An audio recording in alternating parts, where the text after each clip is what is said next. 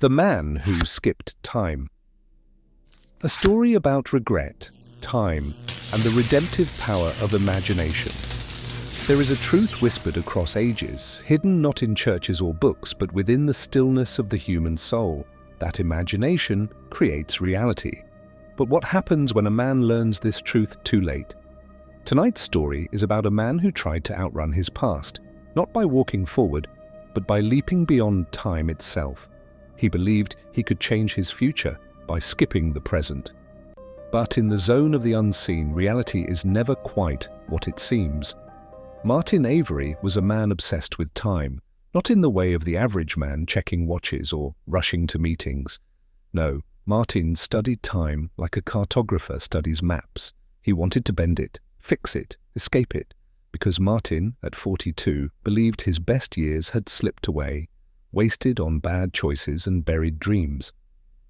Every night he sat in his workshop, surrounded by clocks he'd built by hand. Each one ticked with immaculate precision, each one a reminder that his life was passing by. But it wasn't until he discovered the book that everything changed. The past and future are constructs of the mind. To escape time, one must abandon memory and live only in imagination. Neville Goddard, a name he'd never heard before. At first he scoffed, but the more he read, the more he questioned everything. What if time wasn't real? What if regret was just an echo? And what if the future could be imagined and then lived? Martin became a student of the unseen. He studied Neville's teachings night after night. Assume the feeling of the wish fulfilled. Live from the end, not toward it. He didn't quite understand it, not at first. But then he tried something. Every night before bed he imagined himself waking up in a house by the sea. He had never lived by the sea, but he imagined the smell of salt in the air, the sound of waves against the shore, the warm sunlight against his skin. He did this for 7 nights. On the 8th, something strange happened. Martin awoke to silence. The city noise was gone, the ticking clocks gone. He sat up. Outside his window, fog drifted over sand dunes, waves rolled against rocks, gulls cried in the distance. He stumbled outside barefoot. His hands trembled.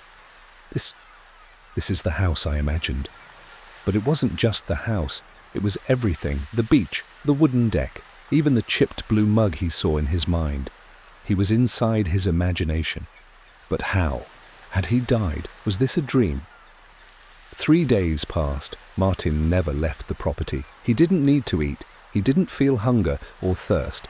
Time stopped mattering until a knock came at the door. A man stood outside, thin, pale, dressed like a librarian from another era. Martin Avery? Martin nodded. You skipped time. Martin frowned. What? You imagined your way past pain, regret, and struggle. You jumped straight into the end, but you forgot the middle. The middle? The becoming, the lessons, the beauty in the process. Martin's voice trembled. So, I did it wrong? You did it beautifully, but incompletely.